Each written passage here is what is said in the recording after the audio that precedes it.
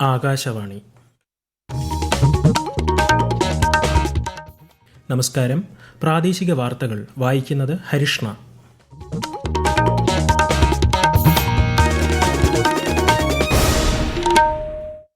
പ്രധാന വാർത്തകൾ. കുംഭമേളയിലെ ദുരന്തത്തെ ചൊല്ലി പാർലമെന്റിന്റെ ഇരുസഭകളിലും പ്രതിപക്ഷ ബഹളം. രാജ്യസഭയിൽ വാക്കൌട്ട്. 30 സ്മാർട്ട് അങ്കണവാടികളുടെ സംസ്ഥാനതല ഉദ്ഘാടനം ഇന്ന് മുഖ്യമന്ത്രി പിണറായി വിജയൻ തിരുവനന്തപുരത്ത് നിർവഹിക്കും. മാലിന്യമുക്ത കേരളം എന്ന ലക്ഷ്യം കൈവരിക്കാനുള്ള അവസാന ഘട്ടത്തിലാണ് സംസ്ഥാനമെന്ന് മന്ത്രി എം പി രാജേഷ്. പട്ടികവർഗ യുവജന സമ്പർക്ക പരിപാടിക്ക് ഇന്ന് തിരുവനന്തപുരത്ത് തുടക്കം. ഡൽഹി നിയമസഭാ തെരഞ്ഞെടുപ്പിന്റെ പരസ്യ പ്രചാരണം ഇന്ന് അവസാനിക്കും. ISL ഫുട്ബോളിൽ ഇന്ന് നോർത്ത് ഈസ്റ്റ് യുണൈറ്റഡ് ഒഡീഷയെ നേരിടും. വാർത്തകൾ വിശദമായി. പാർലമെന്റിന്റെ ഇരുസഭകളിലും പ്രതിപക്ഷ ബഹളം. രാവിലെ സഭാ നടപടികൾ ആരംഭിച്ചപ്പോൾ തന്നെ കുംഭമേളയിലെ ദുരന്തത്തെ ചൊല്ലി ഇരുസഭകളും പ്രക്ഷുബ്ധമായിരുന്നു. രാജ്യസഭയിൽ പ്രതിപക്ഷം വാക്കൌട്ട് നടത്തിയെങ്കിലും നടപടികൾ പുരോഗമിക്കുകയാണ്. അതേസമയം കേന്ദ്ര സഹമന്ത്രിമാരായ സുരേഷ് ഗോപി, ജോർജ് കുര്യൻ എന്നിവരുടെ വിവാദ പരാമർശത്തിനെതിരായി കേരളത്തിൽ നിന്നുള്ള എംപിമാർ പാർലമെന്റിനു മുന്നിൽ പ്രതിഷേധം നടത്തി. ജനുവരി 31 ആരംഭിച്ച പാർലമെന്റിന്റെ ബജറ്റ് സമ്മേളനം ഏപ്രിൽ 4 വരെ തുടരും. പ്രവർത്തന സജ്ജമായ 30 സ്മാർട്ട് അങ്കണവാടികളുടെ സംസ്ഥാനതല ഉദ്ഘാടനം ഇന്ന് മുഖ്യമന്ത്രി പിണറായി വിജയൻ തിരുവനന്തപുരത്ത് നിർവഹിക്കും. ഇതോടെ 117 സ്മാർട്ട് അങ്കണവാടികൾ സംസ്ഥാനത്ത് യാഥാർത്ഥ്യമാകും. ഡൽഹി നിയമസഭാ തെരഞ്ഞെടുപ്പിന്റെ പരസ്യ പ്രചാരണം ഇന്ന് അവസാനിക്കും. മുതിർന്ന BJP നേതാവും കേന്ദ്ര ആഭ്യന്തര മന്ത്രിയുമായ അമിത് ഷാ ഇന്ന് വിവിധ മണ്ഡലങ്ങളിൽ പൊതുയോഗങ്ങളെ അഭിസംബോധന ചെയ്യും. ആം ആദ്മി പാർട്ടി ദേശീയ കൺവീനർ അരവിന്ദ് കെജ്രിവാൾ ഇന്ന് പൊതുയോഗവും റോഡ് ഷോയും നടത്തും. മുതിർന്ന കോൺഗ്രസ് MP പ്രിയങ്ക ഗാന്ധി കസ്തൂർബ നഗർ പ്രദേശത്ത് റോഡ് ഷോയിൽ പങ്കെടുക്കും. 70 അംഗ നിയമസഭയിലേക്ക് മറ്റന്നാളാണ് വോട്ടെടുപ്പ്. വോട്ടെണ്ണൽ ഈ മാസം 8 നടക്കും.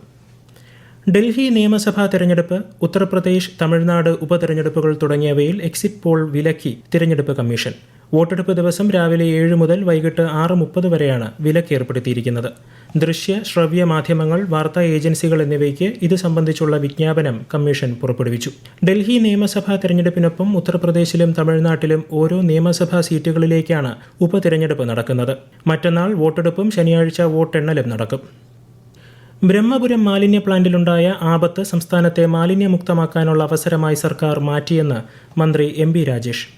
ഇതിന് തുടർച്ചയായി മാലിന്യമുക്ത നവകേരളം എന്ന ലക്ഷ്യത്തിലേക്കുള്ള സമഗ്ര കർമ്മ പദ്ധതി സർക്കാർ രൂപീകരിച്ചു. മാലിന്യമുക്ത കേരളം എന്ന ലക്ഷ്യത്തിന്റെ അവസാന ഘട്ടത്തിലാണ് സംസ്ഥാനമെന്നും അദ്ദേഹം പറഞ്ഞു. ബ്രഹ്മപുരം ബയോ മൈനിംഗ് പ്ലാന്റ് സന്ദർശിച്ച ശേഷം മാധ്യമങ്ങളോട് സംസാരിക്കുകയായിരുന്നു മന്ത്രി. തിരുവനന്തപുരത്ത് അതുപോലെ കോഴിക്കോട് രണ്ടിടത്തും ബയോ CBG പ്ലാന്റിന്റെ നിർമ്മാണം BPCL തന്നെ ആരംഭിച്ചു. സംസ്ഥാന സർക്കാരിന്റെ നിർദ്ദേശപ്രകാരം കേരള സോളിഡ് വേസ്റ്റ് മാനേജ്മെന്റ് പ്രോജക്റ്റും ശുചിത്വ മിഷനും ചേർന്നാണ് സംയുക്തമായി ഈ മാസ്റ്റർ പ്ലാൻ 706.55 കോടി രൂപയുടെ കൊച്ചിക്ക് വേണ്ടി മാസ്റ്റർ പ്ലാൻ തയ്യാറാക്കിയത്. ബ്രഹ്മപുരത്ത് മാത്രമല്ല, കേരളമാകെ ഈ വലിയ ഒരു പരിശ്രമം നടന്നുകൊണ്ടിരിക്കുകയാണ്. തിരുവനന്തപുരത്തിനും കോഴിക്കോടിനും ഒപ്പം റിഫൈനറി BPCL-നോട് പുരിപ്പുഴയിൽ കൂടി ഒരു CBG പ്ലാന്റ് ഉണ്ടാക്കണം എന്ന ആവശ്യം സംസ്ഥാന സർക്കാർ മുന്നോട്ട് വെച്ചിട്ടുണ്ട്. പെരുന്തുരുത്തുകരി പാടശേഖരത്തിന്റെ വികസന പദ്ധതിയുടെ ഉദ്ഘാടനം മന്ത്രി റോഷി അഗസ്റ്റിൻ ഇന്ന് നിർവഹിക്കും. നബാർഡിന്റെ സാമ്പത്തിക സഹായത്തോടുകൂടി ഇറിഗേഷൻ വകുപ്പ് കുട്ടനാട് പാക്കേജിൽ ഉൾപ്പെടുത്തി 6.25 കോടി രൂപ ഇതിനായി അനുവദിച്ചിട്ടുണ്ട്. നെഹ്റു യുവകേന്ദ്രയുടെ നേതൃത്വത്തിൽ സംഘടിപ്പിക്കുന്ന പട്ടികവർഗ യുവജന സമ്പർക്ക പരിപാടിക്ക് ഇന്ന് തിരുവനന്തപുരത്ത് തുടക്കം. വിവിധ സംസ്ഥാനങ്ങളിൽ നിന്നുള്ള പട്ടികവർഗ വിഭാഗത്തിൽപ്പെട്ട 200-ലധികം യുവാക്കൾ പരിപാടിയിൽ പങ്കെടുക്കും. ഔദ്യോഗിക ഉദ്ഘാടനം നാളെ മന്ത്രി K രാജൻ നിർവഹിക്കും. ഈ വാർത്തകൾ ആകാശവാണിയിൽ നിന്ന്. ആകാശവാണി വാർത്തകളും വാർത്താ അധിഷ്ഠിത പരിപാടികളും All India Radio news Thiruvananthapuram YouTube ചാനലിലും All India Radio news Thiruvananthapuram Facebook പേജിലും AIR ന്യൂസ് _തിരുവനന്തപുരം ഇൻസ്റ്റഗ്രാം അക്കൌണ്ടിലും AIR ന്യൂസ് _TVM X ഹാൻഡിലും ലഭ്യമാണ്. ദക്ഷിണ മേഖലാ റെയിൽവേക്ക് 2025 കേന്ദ്ര ബജറ്റിൽ അനുവദിച്ച വിഹിതത്തെ സംബന്ധിച്ചും പദ്ധതികളെ സംബന്ധിച്ചും കേന്ദ്ര റെയിൽവേ മന്ത്രി അശ്വിനി വൈഷ്ണവ് ഇന്ന് വിശദീകരിക്കും. ദക്ഷിണ മേഖലാ റെയിൽവേയിലെ ഉന്നത ഉദ്യോഗസ്ഥരടക്കം യോഗത്തിൽ പങ്കെടുക്കും. പാലക്കാട് മദ്യനിർമ്മാണശാല തുടങ്ങാൻ അനുമതി നൽകിയ സംഭവത്തിൽ എക്സൈസ് മന്ത്രി കള്ളം പറയുകയാണെന്ന് പ്രതിപക്ഷ നേതാവ് VD സതീശൻ. മദ്യനയത്തിലെ മാറ്റമറിഞ്ഞത് ഒരു സ്വകാര്യ കമ്പനി മാത്രമാണെന്നും സർക്കാർ അവരെ ക്ഷണിച്ചുകൊണ്ടുവരികയായിരുന്നു എന്നും അദ്ദേഹം ആരോപിച്ചു. പദ്ധതിക്ക് വാട്ടർ അതോറിറ്റിയുടെ വെള്ളം വേണ്ടിവരുമെന്ന് ഉറപ്പാണെന്നും പ്രതിപക്ഷ നേതാവ് വാർത്താ സമ്മേളനത്തിൽ പറഞ്ഞു. കോൺഗ്രസ് നേതാവും എംപിയുമായ ശശി തരൂരിനെതിരെ ഡൽഹി ഹൈക്കോടതി സമൻസ് അയച്ചു. BJP നേതാവും മുൻ കേന്ദ്രമന്ത്രിയുമായ രാജീവ് ചന്ദ്രശേഖർ നൽകിയ മാനനഷ്ട കേസിലാണ് ഉത്തരവ്. കേസ് ഏപ്രിൽ 28 വീണ്ടും പരിഗണിക്കും. 2024 ലോക്സഭാ തെരഞ്ഞെടുപ്പിൽ രാജീവ് ചന്ദ്രശേഖർ വോട്ടർമാർക്ക് പണം വാഗ്ദാനം ചെയ്തെന്നായിരുന്നു ശശി തരൂരിന്റെ ആരോപണം.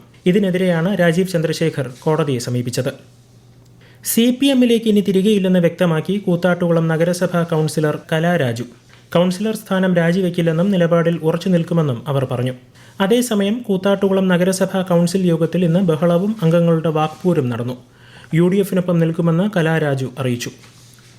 പാലക്കാട് ജില്ലയിലെ മണ്ണൂർ നെന്മാറയിൽ പുതുതായി ആരംഭിക്കുന്ന Mannur Nenmara autorickshaw fare meter മുദ്രവയ്പ് കേന്ദ്രങ്ങളുടെ ഉദ്ഘാടനം ഇന്ന് മന്ത്രി GR അനിൽ നിർവഹിക്കും. ജില്ലയിലെ ഓട്ടോറിക്ഷ തൊഴിലാളികളുടെ ദീർഘകാലമായുള്ള ആവശ്യം അംഗീകരിച്ചാണ് പുതിയതായി ക്യാമ്പ് ഓഫീസുകൾ തുടങ്ങുന്നത്. 38ാമത് ദേശീയ ഗെയിംസിൽ ഇന്ന് നീന്തൽ, ഷൂട്ടിംഗ് എന്നിവയുടെ മത്സരങ്ങൾ പുരോഗമിക്കുന്നു. 17 സ്വർണവുമായി സർവീസസ് 1ാം സ്ഥാനത്ത് തുടരുന്നു. 15 സ്വർണവുമായി കർണാടക 2ാം സ്ഥാനത്തും 13 സ്വർണവുമായി മഹാരാഷ്ട്ര 3ാം സ്ഥാനത്തുമാണ്. 6 സ്വർണവും 3 വെള്ളിയും 4 വെങ്കലവും നേടി കേരളം 10ാമതാണ്. ISL ഫുട്ബോളിൽ ഇന്ന് നോർത്ത് ഈസ്റ്റ് യുണൈറ്റഡ് ഒഡീഷയെ നേരിടും. ഇന്നലെ നടന്ന മത്സരത്തിൽ ജംഷഡ്പൂർ ഫുട്ബോൾ ക്ലബ്ബ് ഗോവയെ 3-1 പരാജയപ്പെടുത്തി. ഈ വിജയത്തോടെ പോയിന്റ് പട്ടികയിൽ ഗോവയെ പിന്തള്ളി ജംഷഡ്പൂർ FC 2ാം സ്ഥാനത്തെത്തി.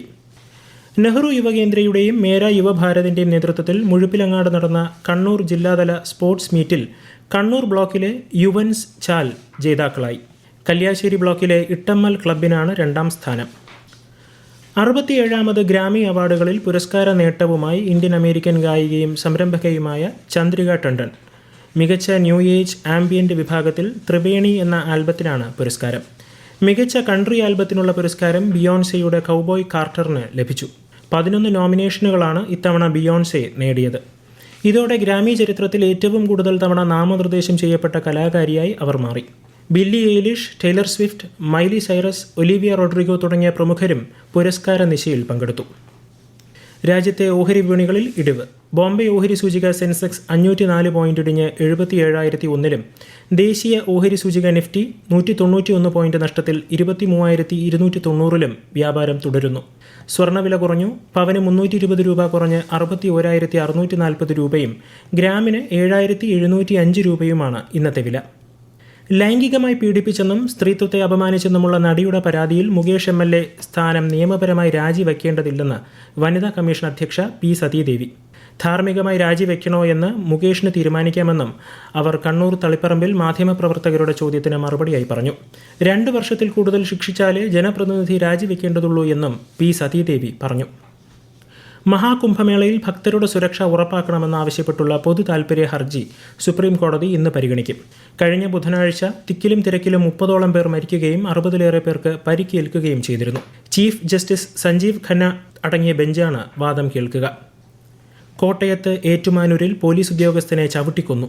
കോട്ടയം വെസ്റ്റ് പോലീസ് സ്റ്റേഷനിലെ ഡ്രൈവർ ശ്യാം പ്രസാദാണ് ആക്രമണത്തിൽ കൊല്ലപ്പെട്ടത്. ഒരു ബാറിന് മുമ്പിലുണ്ടായ തർക്കത്തെ തുടർന്നുള്ള സംഘർഷത്തിൽ പോലീസ് ഉദ്യോഗസ്ഥനെ ആക്രമിക്കുകയായിരുന്നു. നെഞ്ചിന് ഗുരുതരമായി പരിക്കേറ്റ ഉദ്യോഗസ്ഥനെ സമീപത്തെ സ്വകാര്യ ആശുപത്രിയിൽ പ്രവേശിപ്പിച്ചുവെങ്കിലും പുലർച്ചെയോടെ മരിച്ചു. സംഭവത്തിൽ കോട്ടയം പാറാമ്പുഴ സ്വദേശി ജിബിനെ പോലീസ് കസ്റ്റഡിയിലെടുത്തു. കോട്ടയത്ത് വൈക്കം താലൂക്ക് ആശുപത്രിയിൽ ശനിയാഴ്ച 2 ഘട്ടങ്ങളിലായി ഉണ്ടായ വൈദ്യുതി മുടക്കം അപ്രതീക്ഷിതമായി ഉണ്ടായ സാങ്കേതിക തകരാർ അടിയന്തരമായി പരിഹരിക്കാൻ വേണ്ടി ആയിരുന്നുവെന്ന് ആശുപത്രി സൂപ്രണ്ട് പറഞ്ഞു. വൈക്കം പ്രൈവറ്റ് സ്റ്റാൻഡിന് സമീപത്തെ ഇലക്ട്രിക് പോസ്റ്റ് മാറ്റുന്ന സാഹചര്യത്തിൽ KSEB ഫെബ്രുവരി 1 രാവിലെ 9 മുതൽ ഉച്ചയ്ക്ക് 2:30 വരെ വൈദ്യുതി വിച്ഛേദിച്ചിരുന്നു. ഡീസൽ ചെലവുമായോ ക്ഷാമവുമായോ ബന്ധപ്പെട്ടുയർന്ന ആരോപണങ്ങൾ വസ്തുതാവിരുദ്ധമാണെന്നും സൂപ്രണ്ട് പറഞ്ഞു. പ്രധാന വാർത്തകൾ വീണ്ടും. കുംഭമേളയിലെ ദുരന്തത്തെ ചൊല്ലി പാർലമെന്റിന്റെ ഇരുസഭകളിലും പ്രതിപക്ഷ ബഹളം. രാജ്യസഭയിൽ വാക്കൌട്ട്. 30 സ്മാർട്ട് അങ്കണവാടികളുടെ സംസ്ഥാനതല ഉദ്ഘാടനം ഇന്ന് മുഖ്യമന്ത്രി പിണറായി വിജയൻ തിരുവനന്തപുരത്ത് നിർവഹിക്കും. മാലിന്യമുക്ത കേരളം എന്ന ലക്ഷ്യം കൈവരിക്കാനുള്ള അവസാന ഘട്ടത്തിലാണ് സംസ്ഥാനമെന്ന് മന്ത്രി MB രാജേഷ്. പട്ടികവർഗ യുവജന സമ്പർക്ക പരിപാടിക്ക് ഇന്ന് തിരുവനന്തപുരത്ത് തുടക്കം. ഡൽഹി നിയമസഭാ തെരഞ്ഞെടുപ്പിന്റെ പരസ്യ പ്രചാരണം ഇന്ന് അവസാനിക്കും. ISL ഫുട്ബോളിൽ ഇന്ന് നോർത്ത് ഈസ്റ്റ് യുണൈറ്റഡ് ഒഡീഷയെ നേരിടും. പ്രാദേശിക വാർത്തകൾ കഴിഞ്ഞു. അടുത്ത വാർത്താ പ്രക്ഷേപണം 12:50.